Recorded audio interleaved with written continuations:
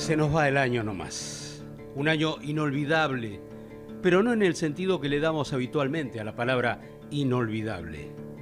Cuando el verano todavía no nos metía miedo, hubo, por cierto, una historia entre patética y frívola que tuvo lugar a mediados de enero en Punta del Este.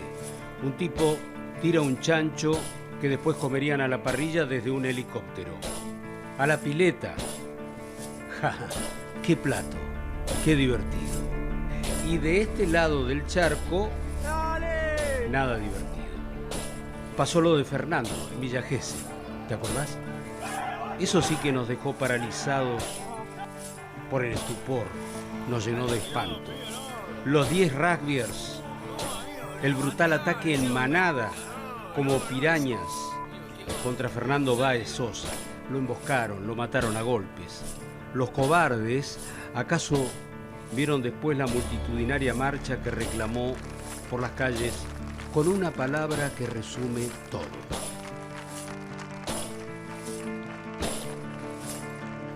Malos presagios se avecinaban, porque desde Europa ya llegaban las alarmas, que en China decían que la sopa de murciélago, que un enemigo invisible mataba gente por la vía del contagio.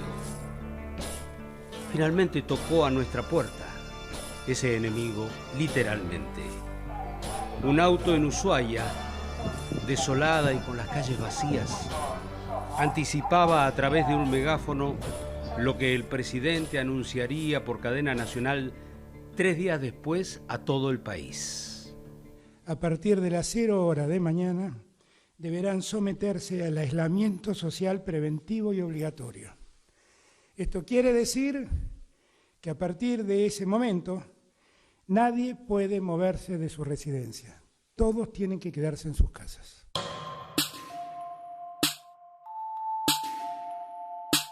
Y entonces había que poner el cuerpo, había que enfrentar a la bestia. Y los que se pusieron al frente, los que salieron a dar la pelea, los que emergieron de la trinchera, fueron los médicos, las enfermeras, el personal de salud.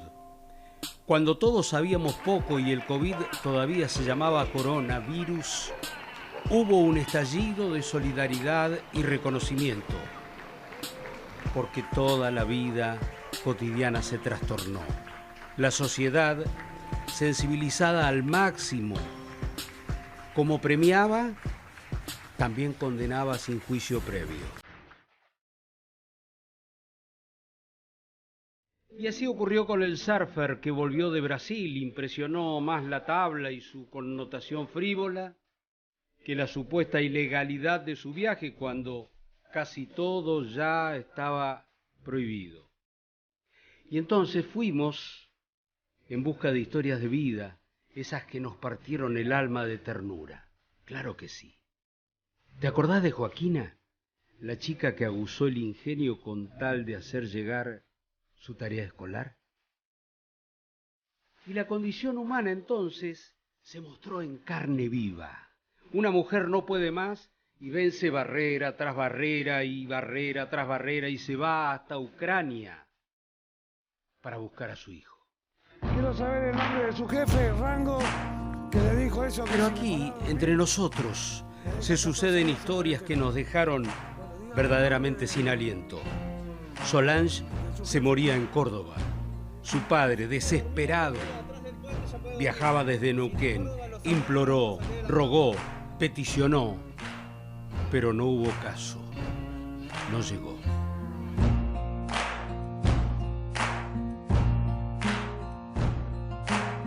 La historia se repitió muchas veces.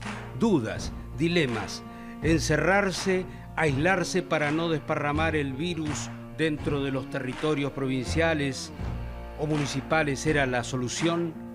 Dudas, dilemas, era lógica humanitaria, solidaria, por ejemplo, con los varados que no podían entrar a su propia provincia, como ocurrió con centenares y centenares de formoseños.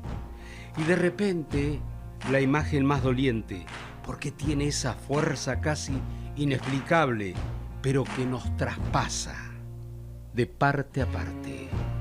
Solo un padre que desobedece y carga en sus brazos a su hija Abigail, enferma, como quien en una guerra afronta y atraviesa el terreno minado.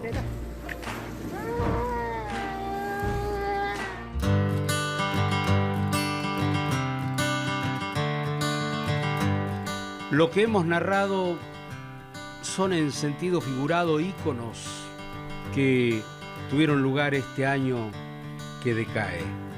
Aquellos íconos vinculados directamente con la pandemia son o eran personas comunes.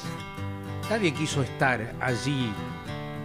Nadie los puso en el rol que tuvieron que afrontar inesperadamente.